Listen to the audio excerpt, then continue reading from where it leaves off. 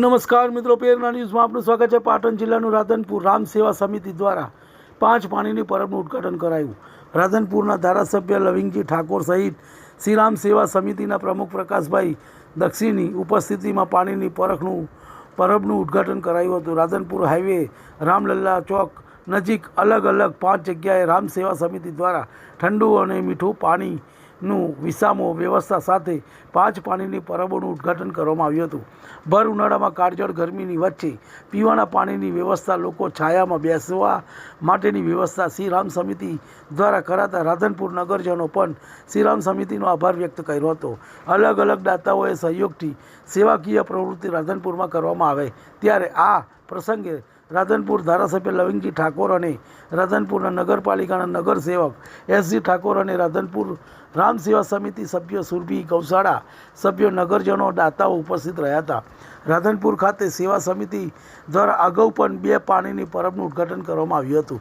રાધનપુર ગામ સેવા સમિતિ દ્વારા 7 પાણીની પરબ અને વિસામો શરૂ કરવામાં આવ્યો છે। શ્રી રામ સમિતિએ આભાર વ્યક્ત કર્યો હતો। રિપોર્ટ અનિલ રામાનુજ, રાધનપુર। તમને અમારા સમાચાર પસંદ આવ્યા હોય તો like, share, bell icon, comment અને સબસ્ક્રાઇબ કરો।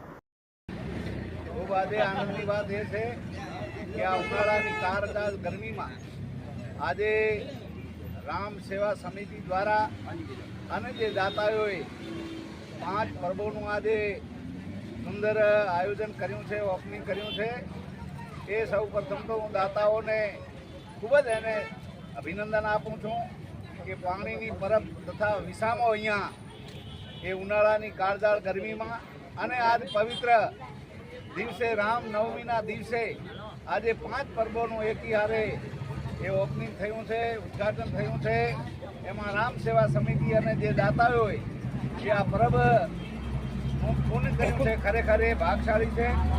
કારણ કે આ ઉનાળાની ગરમીમાં એ પાણી અતિ મહત્વનું છે।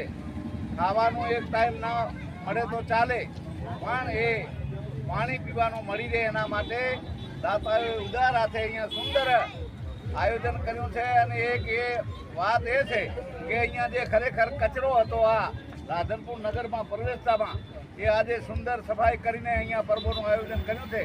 ખૂબ પરમાત્મા એને સુખી રાખે અને ખૂબ આગળ વધે એવી શુભકામનાઓ।